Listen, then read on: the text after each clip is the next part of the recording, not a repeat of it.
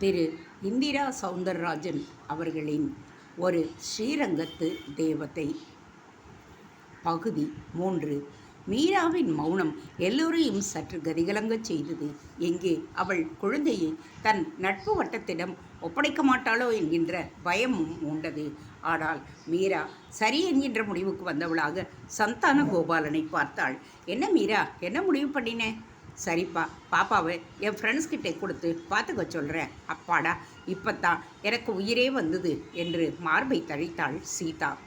அம்மா, நீ ரொம்பவே சொசைட்டிக்கு பயப்படுறம்மா. இதெல்லாம் ஒரு விஷயமே இல்லை. ஆனால் இது ஒரு பெரிய விஷயமாக உனக்கு இருக்குன்னா அது என்னென்னு சொல்கிறது என்று சற்று யதார்த்தத்துக்குள் புகுந்து பேசத் தொடங்கினாள்.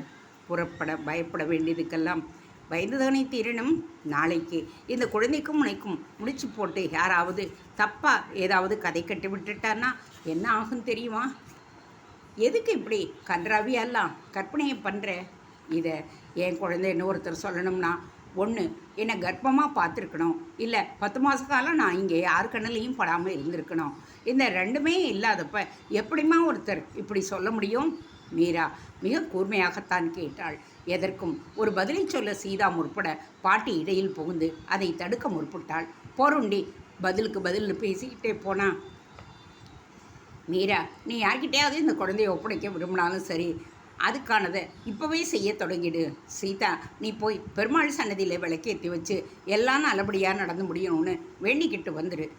சந்தானம், நீ மற்ற ஏற்பாடுகளை செய். அடே ஸ்ரீராமா, பிள்ளையாத்துக்காரா வரும்போது ஏர்போர்ட்டுக்கு போய் காரில் அவளை கூட்டிகிட்டு வர்றதுலேருந்து திரும்ப கொண்டு போய் ஃப்ளைட்டை ஏற்றி விடுற வரைக்கும் உன் வேலை தான். நீ பாட்டும் உன் ஃப்ரெண்ட்ஸோட எங்கேயாவது ஊரை சுத்த கிளம்பி போயிடாதே என்று எல்லோருக்கும் அவரவருக்கான வேலையை சொல்லி கலகலப்பான ஒரு முடுக்குச் சூழலை ஏற்றி வைத்தாள் பாட்டி பங்கஜம். குழந்தை அவளுக்கு அருகில் சமத்தாக படுத்தபடி இருந்தது. அருகிலேயே அது பாதி குடித்தும் குடிக்காத பால். அந்த பாலையும் குழந்தையையும் மாறி மாறி பார்த்த மீரா அருகில் சென்று தூக்க விழைந்தாள். பார்த்து எடு, குழந்தைகளை பக்குவமாக தூக்கணும். பழக்கொத்தும் அதுகளும் ஒன்று என்று பங்கஜம் கருத்தை ரசித்தபடியே குழந்தையோடு அவளுக்காக அறைக்குள் செல்ல தொடங்கினாள். குழந்தையை தூங்க பண்ணிட்டு வாடி, ஓ தலைக்கு எண்ணெய் வச்சு விடுறேன், குளிச்சுட்டு அப்புறமா குழந்தைகிட்ட போகலாம். சீதா பங்கஜத்தை பார்த்து, நம்ம கங்காஜல டப்பாவில் இருக்குது, அந்த ஜலத்தால் குழந்தையை தொடச்சி விட்டுட்டா தற்காலிகமாக தீட்டு போயிட்டுருந்தானம்மா என்றாள். பங்கஜம் சிரித்தபடியே, அப்படியே செஞ்சிடு, இது சாட்சாத் மகாலட்சுமி, பெத்தவை இல்லாமல் போனாலும் இதுக்காக கவலைப்பட எவ்வளவு பேர். நல்ல ஜாதகம் இவளுக்கு, இல்லைனா என் பேத்தை இவக்கிட்ட ஸ்நேகிதியாக இருந்திருப்பாளா என்ன என்று குழந்தையை மெச்சி வழிமொழிந்தாள். எப்படியோ மீராவின் மனிதாபிமானமும் நட்பு உணர்வும் அந்த வீட்டில் நசுங்கி விடாதபடி தப்பித்து விட்டன. எல்லோரும் அவளுக்கு கை கொடுத்து காப்பாற்றிவிட்டனர் என்றுதான் சொல்ல வேண்டும். மீரா அறையில் கட்டில் மேல் இதமாக பழைய புடவைகளை விரித்து அதற்கு மேல் குழந்தையை விட்டவளாக அதை உற்று பார்த்தாள். சற்றே அடிப்பட்ட திராட்சை பழம் போல் கண்கள், திப்பி திப்பியாக ஒட்டி கொண்டு விட்ட தலைமுடிகள், புஷ்டியான உவ்விய கன்னங்கள். இதழ் இரண்டையும் ஏதோடு ஒப்பிடுவது என்று தெரியவில்லை. உள்ளே நாக்கும் ஊறி கிடக்கும் எச்சிலும் அமுதம் அப்படித்தான் இருக்கும் என்பது போல என்ன செய்தது. அந்த சிசு அப்பொழுதே பேச முற்படுவது போல் இருந்தது. என்னை இனியும் நல்ல விதமாக காப்பாற்றி விடுவாய்தானே என்று அது கேட்பது போல் தோன்றியது மீராவுக்கு. மீராவும் மெல்ல துளிர்த்த கண்ணீரை சுண்டி விட்டவளாக, உன் அம்மா இருந்திருந்தா இவ்வளவு தூரம் பார்த்துக்குவாளோ, அவ்வளவு தூரம் நானும் உன்னை பார்த்துக்க முயற்சிக்கிறேன் கண்ணே என்று ஒரு பதிலை அந்த குழந்தைக்காக தன் மனதிற்குள் சொல்லி கொண்டாள் மீரா. நாகர்கோயில் ஊரே நசநசவென்று மழையோடுதான் பாபுவையும் சகுந்தலாயும் வரவேற்றது. காவிரி பாயும் திருச்சிக்கு ஒரு விதமான புறத்தோற்றம் என்றால் மலை சூழ்ந்த நாகர்கோவிலுக்கு அது ஒரு வித புறத்தோற்றம். பாபு படிக்கும் பொழுதே BA MAவில் சரித்திரத்தை விருப்ப பாடமாக எடுத்து படித்தவன். எங்கே போனாலும் மக்களையும் அவர்களின் வாழ்க்கைப்பாடுகளையும் கூர்மையாக பார்ப்பவன். அதில் தனித்த சிறப்பு தெரிந்தால் வியந்து பார்ப்பான். நாகர்கோயில் அவனை மிகவே வியக்க வைத்து விடும் போல் தோன்றியது. சகுந்தலா, தமிழ் நாட்டிலே வீட்டுக்கு வீடு மரம் இருக்கிறப்ப ஒரே ஒரு ஊர் நாகர்கோயில் தான். அதுவும் பழமரம், பலாமரம், பாத்தியா என்று ஆட்டோவில் போனபடியே வீடுகளை காண்பித்தான். அப்படியே கேரளாவில் இருக்க மாதிரி இருக்கு என்றாள் சகுந்தலா. பக்கத்தில் தான் கேரளா, அதோட பாதிப்பு இருக்கத்தானே செய்யும். தமிழ்நாட்டிலேயே அதிகம் பேர் படிக்கிற மாவட்டமும் இதுதானே? ஆமாம், ஆண்களுக்கு சமமாக பெண்களும் இங்கே நிறைய படித்தவங்க. இயற்கை பலமாக இருக்கிற இடத்துல மனுஷனும் நாகரிகமும் பலமாக இருக்கிறது ரொம்பவே சகஜம் போல். இதோட இந்த ஊரோட தெய்வம் ஒரு நாகம், அதுதான் நாகர்கோவில்னு பேரே வந்தது. ஆனாலும் இங்கேருந்து கூப்பிட்ற தூரத்துக்கு இருக்கிற கன்னியாகுமரி அம்மனும் தான் ரொம்ப விசேஷமான அம்சங்கள். அம்மனை தரிசிக்க முடியுமா பாபு? முதல்ல ஆஷாவோட மாமாவை போய் பார்ப்போம், அப்புறமா கோயிலுக்கு போகலாம். நம்ம பாரத நாட்டோட நெற்றி திலகமாக இருக்கிற வைஷ்ணவி தேவி காலடி கட்டை விரல் பாகத்தில் இருக்கிற கன்னியாகுமரி, இவ்வளவு தூரம் வந்துட்டு இந்த குமரியையும் அப்படியே கிழக்கு மேற்கா ஒரே இடத்துலேருந்து சூரியம் அஸ்தமனம் இரண்டையும் பார்க்காம போனால் நாம் மனுஷ பிறப்படுத்ததுக்கே அர்த்தம் இல்லாமல் போயிடும் சகுந்தலா என்ற பாபு கன்னியாகுமரியை உணர வைஷ்ணவி தேவியை உதாரணம் காட்டி மேலே நெற்றி திலகம், கீழே கால் கட்டை விரல் என்று கூறியதெல்லாம் அவன் சரித்திர பூகோள அறிவுக்கு சாட்சி. ஆட்டோ குலுங்கிக் கொண்டே போய் ஆஷாவின் மாமா பிழைப்புள்ளத்தும் கடிகாரக்கடை முன் நின்றது. கடைக்கு முன்னால் மரியம் வாட்ச் ரிப்பர் என்கின்ற பெயர் பலகை. ஆனால் கடை பூட்டி கிடந்தது. எடுத்த எடுப்பிலேயே ஏமாற்றம். பக்கத்தில் விசாரித்த பொழுது அவர் வாரம் ஒரு நாள் தான் கடை திறப்பார், அதுவே பெரிய விஷயம் என்பது போல் சொன்னார்கள். வீடு எங்கிருக்கிறது என்று விசாரித்து தெரிந்து கொண்டு வந்து அந்த ஆட்டோவிலேயே வீடு நோக்கி புறப்பட்டனர். பாபு, இந்த மாமா ஆஷா குழந்தையை ஒதுக்கி வளர்ப்பாருன்னு நீ நம்புறியா என்று ஓடியபடியே இருக்கும் ஆட்டோவுக்குள் சந்தேகமாக குரல் எழுப்பினாள் சகுந்தலா. நான் என்னென்னு சொல்வேன் சகுந்தலா, பாவம் அந்த குழந்தை. ஆஷாவுக்கு பதிலாக குழந்தை செத்துருக்கலாம், ஆனால் உல்டாவாக மாறிப்போச்சு. நமக்கும் இது நல்ல அனுபவம் இல்லை. உண்மைதான், காதலோட ஒரு கொடிய பக்கம்னு ஆஷா விஷயத்தை சொல்லலாம். அதுக்காக குழந்தை செத்துருக்கலான்னு நினைக்கிறது தப்பாப்படுதுடா. காசு வேண்டியது இந்த உறவுகளோட ஜாதி வெறியும் மத வெறியும் தான் போக வேணும். இதை விட கொடுமையான விஷயம் நிறைய இருக்குது சகுந்தலா. நம்ம உலகம் ரொம்ப சின்னது, அதனால் இந்த விஷயம் நமக்கு பெருசாக தெரியுது. சரி, இப்போ மாமா நாம் நேரில் சமாதானம் செய்தால் குழந்தையை ஏற்றுக்க மறுத்துட்டாருன்னா நம்ம என்ன செய்யலாம்? ஆக்சுவலாக இவரை விட உரிமையும் கடமையும் ஆஷாவோட மாமனார் மாமியாருக்கு தான் அதிகம். அவங்க என்ன சொல்கிறாங்கன்னு பார்ப்போமே. இந்நேரம் முத்துலட்சுமியும் ஸ்ரீதரும் அவங்கள சந்திச்சிருப்பாங்க தானே, யாருக்கு தெரியும். எல்லாம் நல்லபடியாக முடிஞ்சா உடனே ஃபோன் பண்ணுறதா ஸ்ரீதர் சொன்னான். இதுவரைக்கும் நமக்கு ஃபோன் வரல, அப்போ நம்பனால தான் அவங்களுக்கும் இருக்கும்னு நினைக்கிறேன் என்றான் பாபு. முத்துலட்சுமியும் ஸ்ரீதரும் மிகச்சரியாக அப்பொழுதுதான் ஆஷாவின் மாமனார் மாமியார் வீட்டு முன் நின்றபடி இருந்தனர். பெரிய வீடு, முகப்பில் முல்லைக்கொடி பந்தல், அதில் ஆயிரக்கணக்கில் மல்லிகை மொட்டுகள். வாசல் புறம் ஒரு மாருதி ஸ்விஃப்ட் கார் நின்று கொண்டிருந்தது. ஸ்ரீதர், முத்துலட்சுமி இருவரும் துணிவோடு உள்ளே கால் வைத்தனர். கருப்பாய் குட்டையாய் வேலைக்காரி போல் ஒரு பெண் அவர்கள் முன்னால் சொரசொரப்பான குரலோடு வந்தாள். யாருங்க அது? நாங்கள் ஆஷாவோட ஃப்ரெண்ட்ஸ். ஐயா சொன்ன மாதிரி வீட்டுக்கே வந்துட்டீங்களா? நீங்கள் கொஞ்சம் வெளியில் போய் நில்லுங்க, நான் ஐயா கிட்டையும் அம்மா கிட்டையும் சொல்கிறேன், வருவாங்க அவங்க. வேலைக்காரியின் அணுகுமுறையே அதகலமாக இருந்தது. ஸ்ரீதரும் முத்துலட்சுமியும் குழப்பமாக ஒருவரை ஒருவர் பார்த்து கொள்ள தடுமாறியபடியே ஒரு வயதான பாட்டி வந்தாள். என் பேரன் சிநேகிதங்கன்னு யார் இங்கே வந்திருக்கிறது என்று நடுங்கும் குரலில் கேட்கவும் செய்தாள். நாங்கள் தாங்க. ஸ்ரீதரும் முத்துலட்சுமியும் நிமிர்ந்து நின்றனர். உள்ளே வாங்க ஐயா, உள்ளே வாங்க. என் கொள்ளு பேர எப்படி இருக்கான்? நல்லா இருக்கானா? பாட்டியின் குரலில் பாச பதட்டம் நன்கு தெரிந்தது. பேரன் இல்லை பாட்டி, பேத்தி, அதாவது பெண் குழந்தை என்று திருத்தினாள் முத்துலட்சுமி. ஓ, மகாலட்சுமியா? சரிம்மா, எப்படி இருக்குமா என் பேரனை கொண்டாந்துருக்கா? தங்க விக்கிரகமாட்டம் மூக்கும் மொழியுமா ரொம்ப அழகாக இருக்குங்க பாட்டி. நீங்கள் மட்டும் குழந்தைய பார்த்தா கீழேயே விட மாட்டீங்க. ஐயோ, நீங்கள் சொல்கிறத கேட்க கேட்க மனசு கடந்து அடிச்சுக்குது. ஆனால் எங்கள் வீட்டை விட்டு வெளியில் காலை வச்சா வெட்டுவேங்கிறான் என் மகன். நான் என்னத்த பண்ணுவேன்? பாட்டி பாயிண்டாக சொன்ன நொடியே நடுவயதில் ஒரு தம்பதியினர் மாடிப்படிகளின் வழியாக கீழே இறங்கி வந்தனர். வரும்பொழுதே அதில் கணவரானவர் மனைவியை பார்த்து, முதல்ல இந்த கழுவியை இழுத்துக்கிட்டு உள்ளாரப்போ, நான் இவங்களை பார்த்துடுறேன் என்றார். அதுபோல் பாட்டியை அவரோடு வந்த பெண் இழுத்துச் செல்ல அவர் முறைப்பாக, என்ன வேணும் உங்களுக்கு என்று பார்த்தார். இல்லை, முறைத்தார். நாங்கள் ஆஷாவோட ஃப்ரெண்ட்ஸ். யார் அது ஆஷா? இப்படி கேட்டால் எப்படிங்க? உங்கள் மருமகங்க. மருமகளா? மகனே இல்லாதப்ப மருமக எங்கே இருந்து வருவா? உங்கள் கோபம் புரியுதுங்க எங்களுக்கு. நடந்தது நடந்து போச்சு. இப்போ அனாதையாக கிடக்குது உங்கள் குடும்ப வாரிசு. எங்கள் குடும்ப வாரிசா இப்படி சொல்லி வயிற்றில் வளரும் போதே அப்பனை பிறக்கும் போதே ஆத்தால விழுங்கின ஒரு பிசாசை எங்கள் தலையில் காட்ட பார்க்குறீங்களா நீங்கள்? சார், இப்படிலாம் பேசாதீங்க. குழந்தை தங்க விக்கிரகமாக இருக்குங்க. அப்போ நீங்கள் எடுத்து வளர்க்க வேண்டியது தானே? சார், கொஞ்சம் நாங்கள் சொல்கிறத கேளுங்க. உங்கள் மகன் உங்களுக்கு துரோகம் செய்தா நீங்கள் நினச்சா அது ரொம்ப தப்புங்க. அப்படியே இருந்தாலும் அதுக்காக உங்கள் வாரிசை வந்து பிறந்திருக்கும் குழந்தைய அலட்சியப்படுத்துறது ரொம்பவே தப்புங்க. உங்கள் மகனோட தப்புக்கு குழந்தைய தண்டிச்சிடாதீங்க ப்ளீஸ். இதை என் மகக்கிட்ட கட்டிக்கிட்டானே அந்த கழிசட பொண்ணு, அதோட அப்பா அம்மா கிட்ட போய் சொல்லி அவங்கள வளர்க்க சொல்லுங்கள். தொடர்ந்து ரொம்ப தப்பாகவே பேசுகிறீங்க சார். ஆஷா கழிசடை இல்லை, அவர் ஒரு தேவதை. அதனால்தான் அவள் ஃப்ரெண்ட்ஸான நாங்கள் இவ்வளவு தூரம் உங்களை பார்த்து பொறுமையாக பேசிக்கிட்டு இருக்கோம். காதலிக்கிறது குற்றமெல்லாம் இல்லைங்க. மனித உயிர்களுக்கு அது ஒரு வரம். நீங்கள் பொறுமையாகவும் பேச வேண்டாம், கோபத்தோடையும் ஆவேசமாகவும் பேச வேண்டாம். வரம் சாபம்னு விளக்கவும் வேண்டாம்.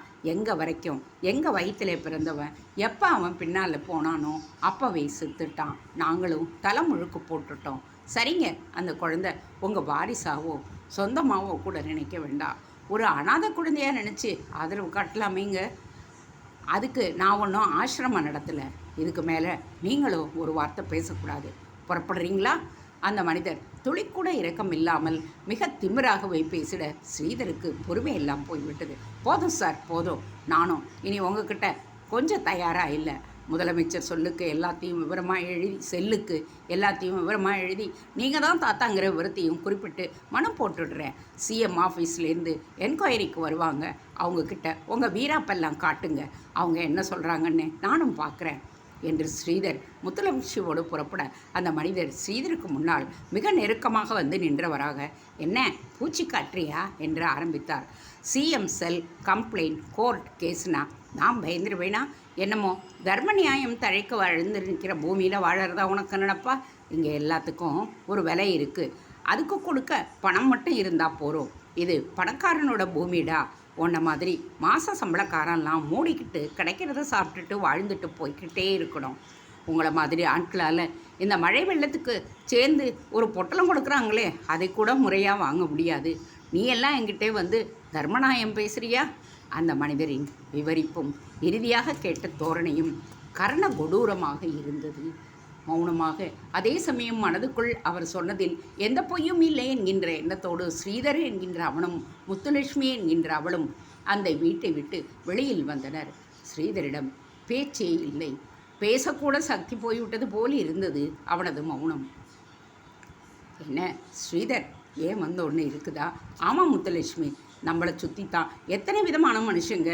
இவர் குழந்தையை ஏற்றுக்க மறுத்தது கூட எனக்கு பெருசாப்படலை. இங்கே எல்லாத்துக்கும் ஒரு விலை இருக்குன்னு சொன்னாரே, அதை கேட்டியா? கூடத்தானே இருந்தேன். மாத சம்பளக்காரன் எல்லாம் மூடிக்கிட்டு கிடக்கிறத சாப்பிட்டுட்டு வாழ்ந்துட்டு போய்கிட்டே இருக்கணும்னு சொன்னதும் கேட்டுது. அதை விட மழை வெள்ளத்துக்குன்னு கொடுக்குற சோத்து பொட்டலத்தை கூட நம்மளால் முறையாக வாங்க முடியாது சொன்னாம்பார். சூப்பர் இல்லை? சூப்பரா?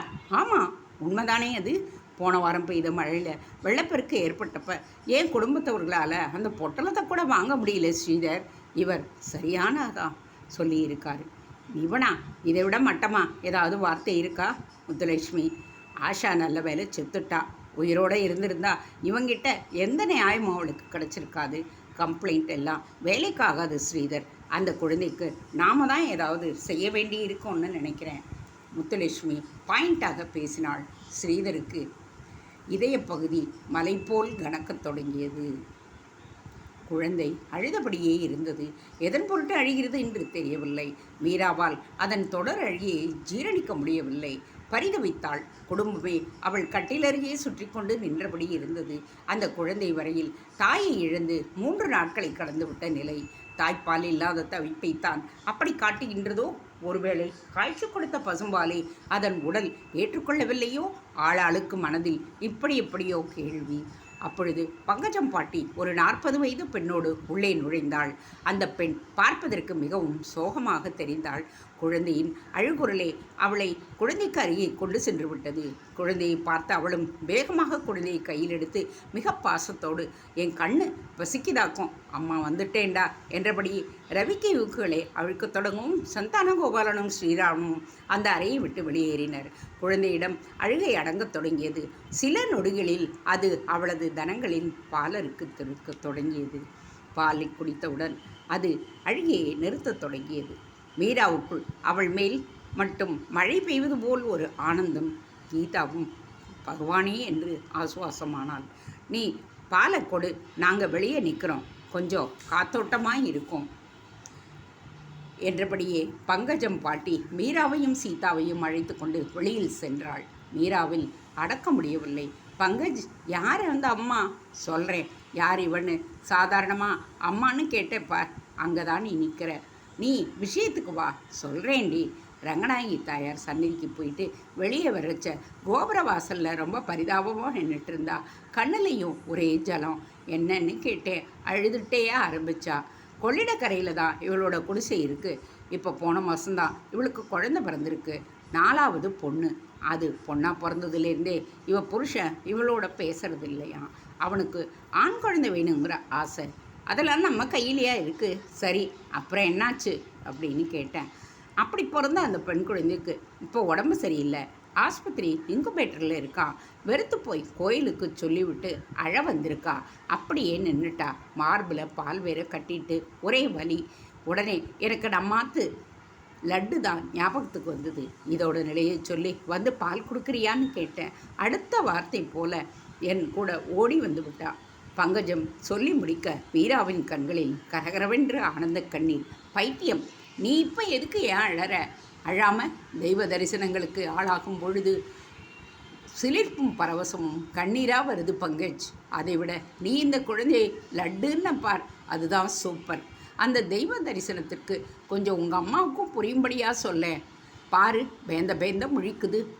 அம்மாவை மாற்ற முடியாது பாட்டி.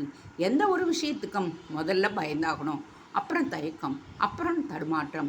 இதெல்லாம் இந்த ஸ்ரீரங்க தெருவை தாண்டாமல் 4 விதமான மனுஷாலை சந்திக்காமல் வளர்ந்ததால் வந்த வினை. ஆனால் எங்கள் அம்மா மாதிரி தான் நீயும். நீ மட்டும் எப்படி பங்கஜ் ஆச்சார அனுஷ்டானங்களை விட அபிமானங்களை பெருசாக நினைக்கிற? மீரா அழகாக கேட்டாள். சந்தான கோபால் எளிதாக சிரித்தார். ஆமாம், இந்த பொண்ணு என்ன ஜாதி? சீதா மெல்லிய குரலில் ஆரம்பித்தாள். ஆரம்பிச்சிட்டியா? இப்போ அந்த ரங்கநாயகி தாயார் அவகிட்ட நீ ஜாதி கேட்பியா? மீரா வெடித்தாள். அம்மா வரையில் இந்த உலகம் முழுக்க வைஷ்ணவா மட்டும்தான் இருக்கணும், வேற யாராக இருந்தாலும் சகஜமாக ஃபீல் பண்ண முடியாது. அப்படித்தானம்மா? ஸ்ரீராம் இதுக்கு தான் சாக்குன்னு கட்டையை கொடுத்தான்.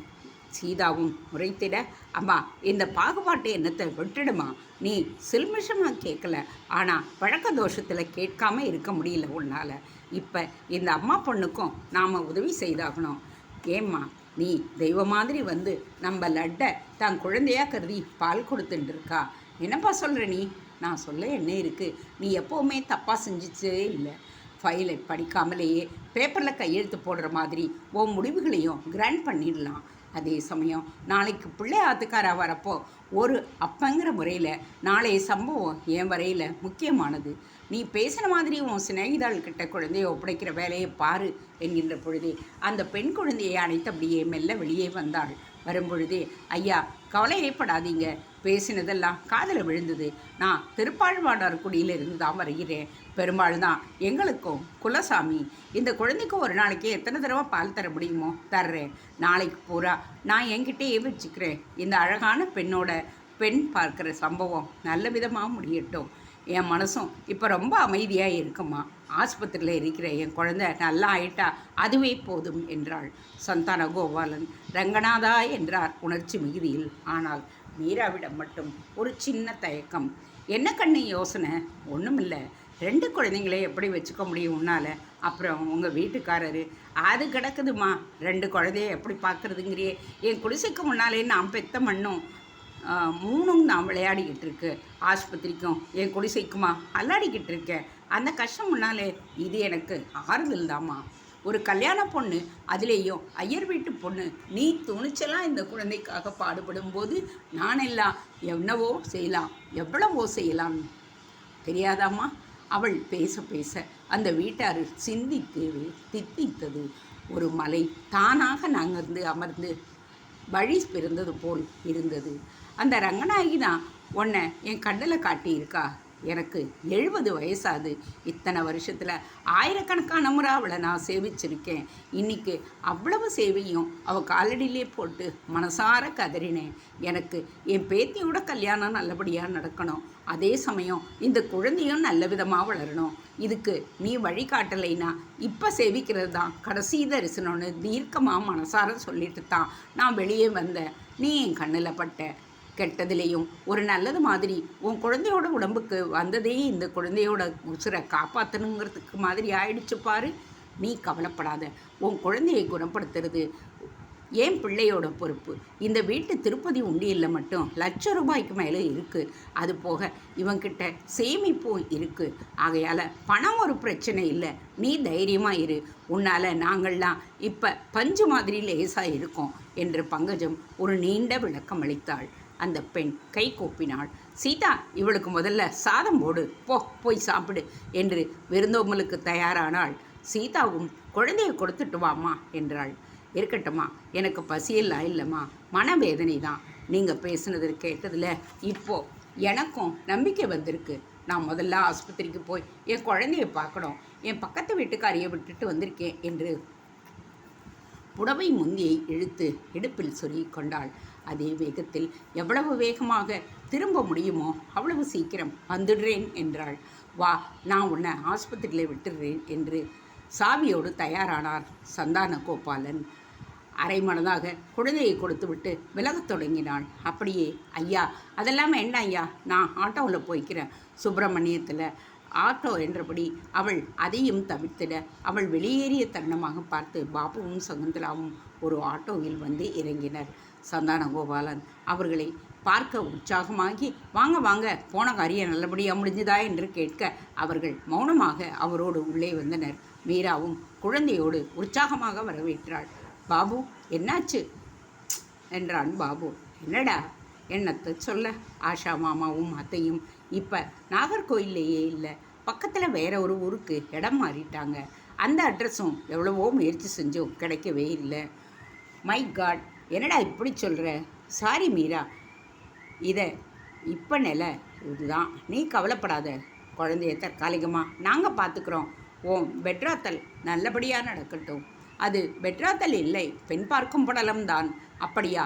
அப்போ இந்த 2016லேயும் அதெல்லாம் மாறாமல் அப்படியேவாய் இருக்குது? எல்லாமே மாறி போச்சு. நம்ம ஊர் என்ன வேகமாக அமெரிக்காவிலேயே இருக்குது? இல்லை, ஆஸ்திரேலியாவில் தான் இருக்கா என்று இடையிட்டார் சந்தான கோபாலன். சாரி அங்கிள், எவ்வளவோ மாறிடுச்சு.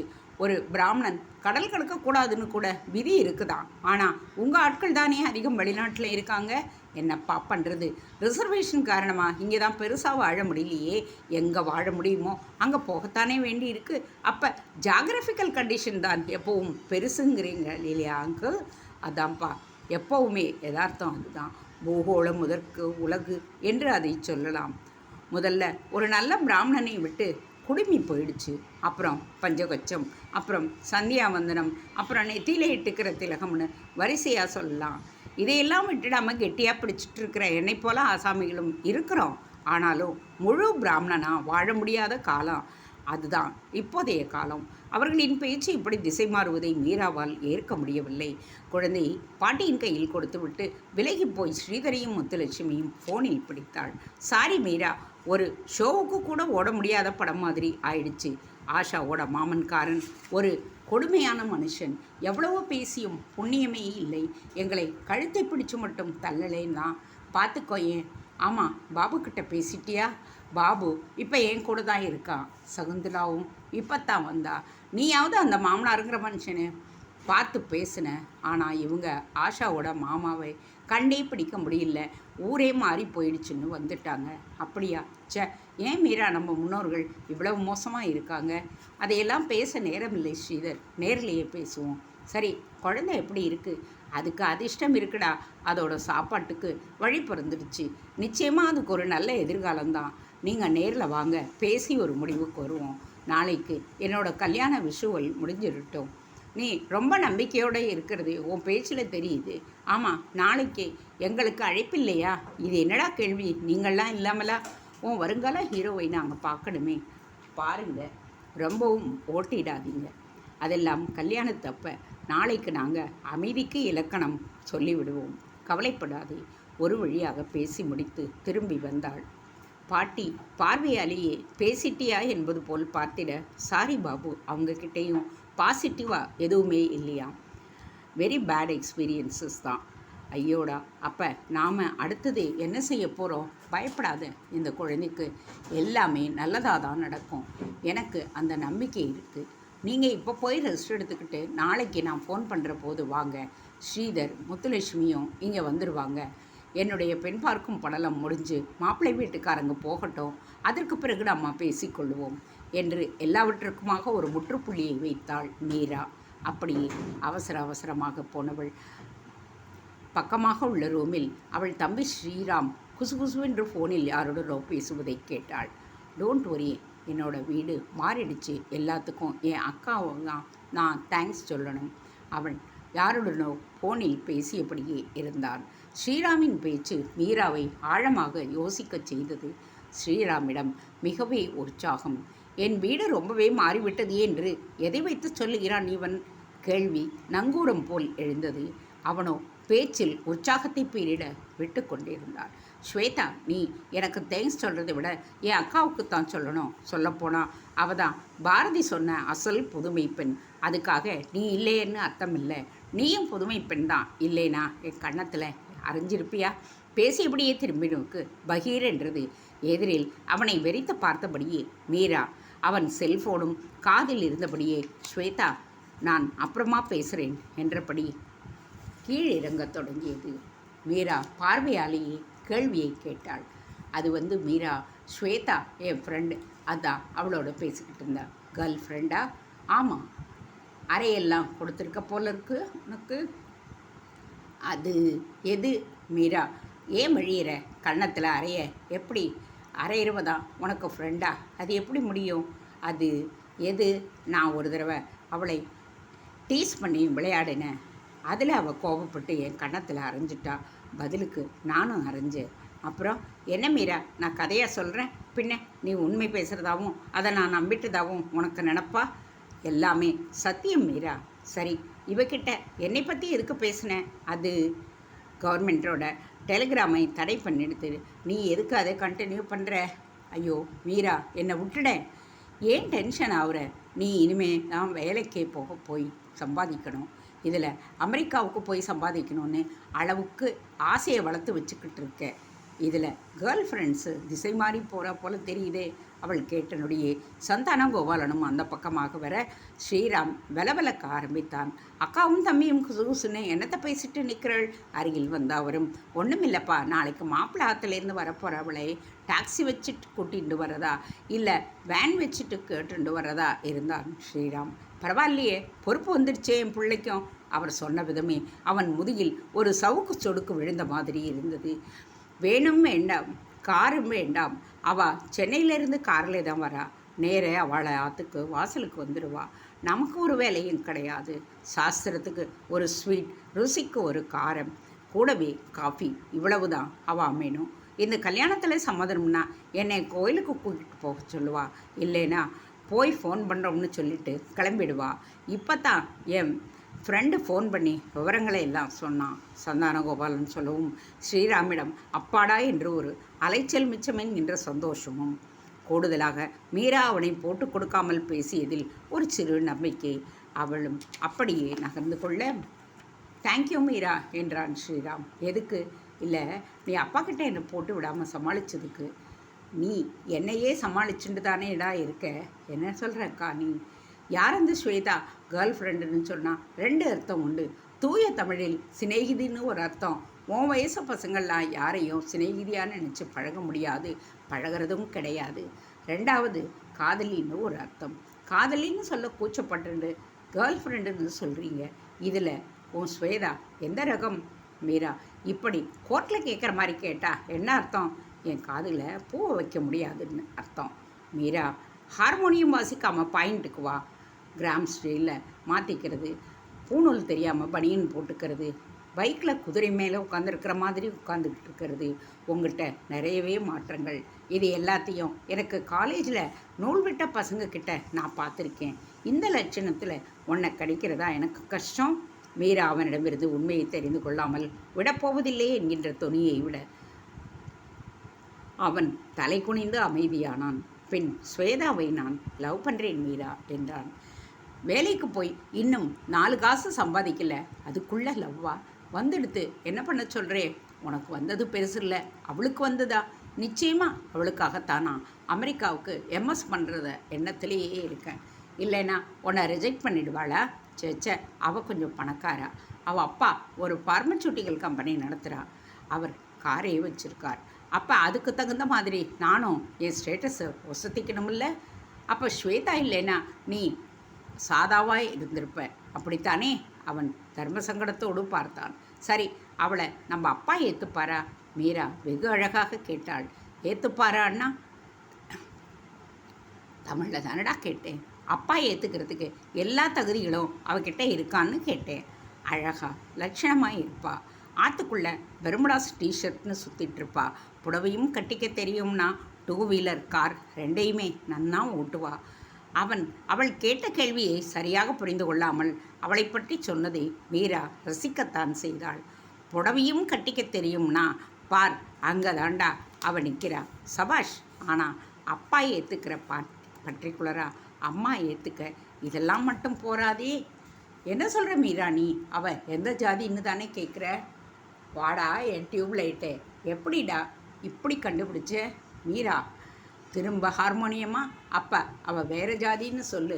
ஆமாம், அவள் பிராமினா. மீரா, பிராமினான்னா ஸ்மார்த்தா. அப்போ விபூதின்னு சொல்லு. எனக்கு நிறைய ப்ரப்போசல்ஸ் வந்தது மீரா. பாத்திமா, ஜெனிஃபர், தமிழரசின்னு. ஆனால் நான் தான் பிராமண பொண்ணாக பார்த்து லவ் பண்ணணும்னு ஸ்வேதாவை லவ் பண்ணினேன்.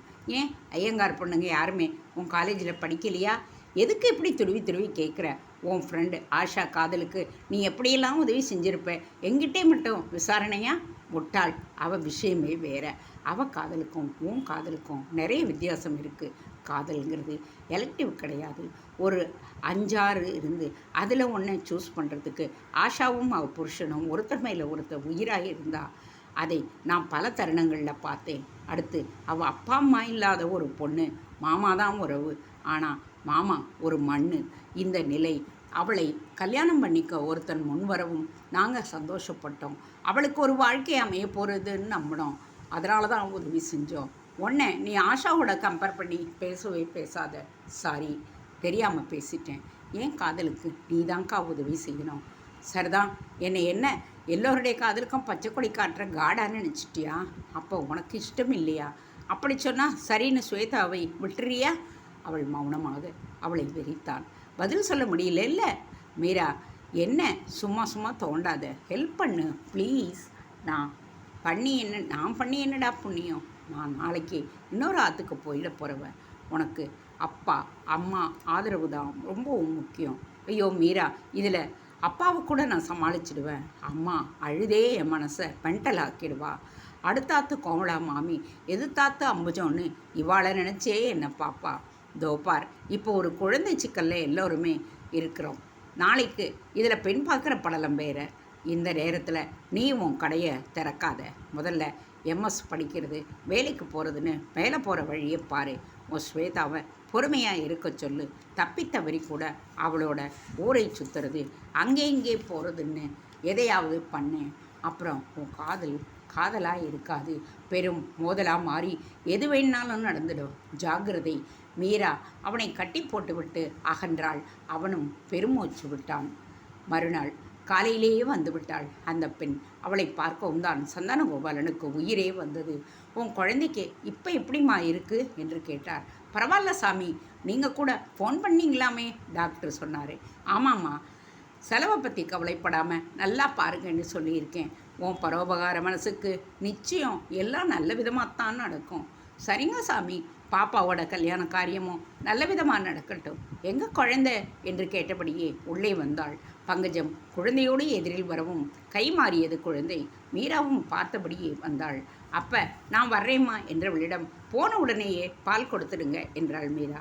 அதெல்லாம் நான் பார்த்துக்கிறேன் கண்ணு, ஆல் த பெஸ்ட். அவள் ஆங்கிலமும் பேசினாள்.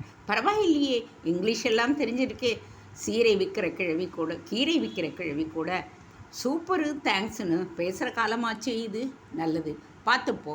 மாப்பிள்ளை வீட்டுக்காரங்க போகட்டும், நானே உங்கள் வீட்டுக்கு வர்றேன். ஐயோ அதெல்லாம் வேண்டாம், நானே வந்துடுவேன், நீங்கள் சிரமப்பட வேண்டாம். ஹலோ, உன்கிட்ட செல்ஃபோன் இருக்கா? இல்லை கண்ணு, நீ பயப்படாத, இந்த குழந்தைக்கு எதுவும் ஆயிடாது. அவள் புரிந்து பதில் கூறிவிட்டு செல்ல மீராவின் முகத்தில் மெல்லிய இருளின் பரவல். சீதாவோ அப்போதுதான் நிம்மதி வயப்பட்டவளாக தொடங்கினாள். பங்கஜத்துக்கு புரிந்தது. மீரா, தைரியமாக இருடி, மாப்பிள்ளை வரப்போறச்சு. ஓ முகம் இப்படியா கருப்படிக்கணும்? என்னமோ நடக்குதே பங்கஜம், ஆனால் எல்லாமே நல்லபடியாக தான் நடக்குது. அது மட்டும்தான் ஆறுதலாக இருக்கு என்றாள். சரி சரி, போய் முதல்ல நன்னா குளிச்சுட்டு தயாராகு. அவ சமயபுரம் தாண்டிட்டதா தகவல். மீராவும் அதை கேட்டு ஓடினாள். ஸ்ரீராம் மாவிலி தோரணத்தை வாசலில் கட்டச் சென்றான். சந்தானகோபாலன் பஞ்சகச்சம் கட்டிக்கொண்டு முழுக்கை வெள்ளைச்சட்டை அணிந்து நெற்றிலும் திருமண் ஸ்ரீசூர்ணத்துடன் வைஷ்ணவ செம்மலாக காட்சி தந்தார். மீராவின் நண்பர் கூட்டமும் வந்துவிட்டது. நேரமும் வேகமாக உருண்டோடியது. மணி 11. அந்த வெண்ணிற படகுக்கார் சந்தானகோபாலன் வீட்டு வாசலில் ஜதி சுத்தமாக நாட்டியக்காரி நாட்டிய முடிவில் வணங்கி நிற்பது போல் வந்து நின்றது. உள்ளிருந்து மாப்பிள்ளையோடு 5 பேர் இறங்கினர். மாப்பிள்ளை பையனின் நெற்றியில் ஸ்ரீசூர்ண காப்பு கூட இல்லை. நல்ல அழகான மீசை, ஆனால் கண்களில் ஒரு தெளிவு. கூரிய மூக்கு, பேண்ட் ஷர்ட் என்று ஒரு சினிமா ஹீரோ போல இருந்தான். வாங்கோ வாங்கோ என்று எல்லோரும் வாயார வரவேற்றிட அக்கம் பக்கமெல்லாம் ஆர்வமாக எட்டி பார்த்தனர். அதிலும் பக்கத்து வீட்டு கோமளம் எம்பி பார்த்தாள். மீராவின் சிநேகிதிகள் செல்போனில் படம் பிடித்தனர். உள்ளே ஜமுக்காலம் விரிக்கப்பட்டு அதில் எல்லோரும் அமர்ந்தனர். மீரா உள்ளே அறைக்குள்ளே இருந்தாள். அப்புறம் பிரயாணம் எல்லாம் சௌரியமாக இருந்துச்சு தானே? சந்தானகோபாலன் ஆரம்பித்தார். நீங்கள் ஏன் நிற்கிறேள், உட்காருங்கோ என்றார் மாப்பிள்ளை. சந்தானகோபாலனும் அமர்ந்திட ஒரு சொம்பில் ஜலம் வந்தது. தீர்த்தம் தருவதும் குடிப்பதும் சுப ஆரம்பம். காஃபி என்பது வெள்ளைக்காரன் ஒட்ட வைத்த சமாச்சாரம். சகஜமாக பேசவும் தொடங்கினர். அதற்குள் பங்கஜம் ஒரு ஓரமாக இருந்து மாப்பிள்ளையை பார்த்துவிட்டு மீராவிடம் போய், மீருக்குட்டி பையன் ஜம்முன்னு இருக்கான், சகஜமாகவும் பேசுகிறான், சின்ன வயசுலேயே ரஜினியை பார்த்த மாதிரி இருக்கு என்றாள். அதை ஓடி வந்து ஆமோதித்தாள் முத்துலக்ஷ்மி. மீராவின் முகத்தில் அவளது இயல்பையும் மீறிக்கொண்டு வெட்கம் இழையோடியது. அப்பொழுது ஹலோ என்றபடி மாப்பிள்ளை பையனை அங்கு வரவும் வெலவெலத்து விட்டாள் மீரா. எப்பவும் பொண்ணுதான் மாப்பிள்ளை பார்க்க வரணுமா என்ன? அதான் நானே வந்தேன். மீரா, நீங்கள் டென்ஷன் ஆக வேண்டாம். நாளைக்கு நமக்கு கல்யாணமானதுக்கு அப்புறமா நிறையவே பிடிச்சிருக்கும் போது இந்த பெண் பார்க்குற படலத்தை நினச்சா சிரிப்பாக வரும். செயற்கையான மரியாதை சிரிப்பு போலியாக நடந்துடுறது உறுத்தும். அவன் மிக யதார்த்தமாக பேசினான். அறைக்கு வெளியே இருந்து அதை கேட்ட பாபுவும் ஸ்ரீதரும் வெகுவாக ரசித்தனர். அப்புறம் இன்னொரு விஷயம், நான் இங்கே உங்களை பார்க்க வரும் பொழுதே ஒரு பெண்ணைத்தான் பார்ப்பேன், அவங்க எப்படி இருந்தாலும் ஓகேன்னு சொல்லிடுவேன்னு சொல்லிட்டு தான் வந்திருக்கேன். ஆகையினால் என் வரையிலே ஊருக்கு போய் ஃபோன் பண்ணுற பேச்சுக்கெல்லாம் இடமே கிடையாது. ஆனால் உங்களுக்கு என்ன பிடிக்கணுங்கிறது ரொம்ப முக்கியம். பிடிக்கலைன்னா அம்மா சும்மா தைரியமாக இப்போவே சொல்லிடுங்க. கொஞ்சம் கூட வருத்தப்படாமல் ரங்கநாதரை தரிசனம் பண்ணிட்டு போய்கிட்டே இருப்பேன். எனக்கு ரங்கநாதரை ரொம்ப பிடிக்கும். பாம்பு மேலே படுத்து தூங்க ஒரு தைரியம் வேணும் இல்லை? அவன் படபடவென்று பேசினான். அதில் யதார்த்தத்திற்கும் பஞ்சமில்லை. அதே சமயம் வாசலில் குழந்தையோடு போன பெண்ணோடு அவளுடைய குடிகார கணவன், யோ ஐயரே வாய்யா வெளியில் என்று ஒரு குரல் கொடுத்தது வெளியே இருப்பவர்களின் காதில் இடிபோல் இறங்கியது. தேங்க்ஸ் ஃபார் வாட்சிங். Please subscribe.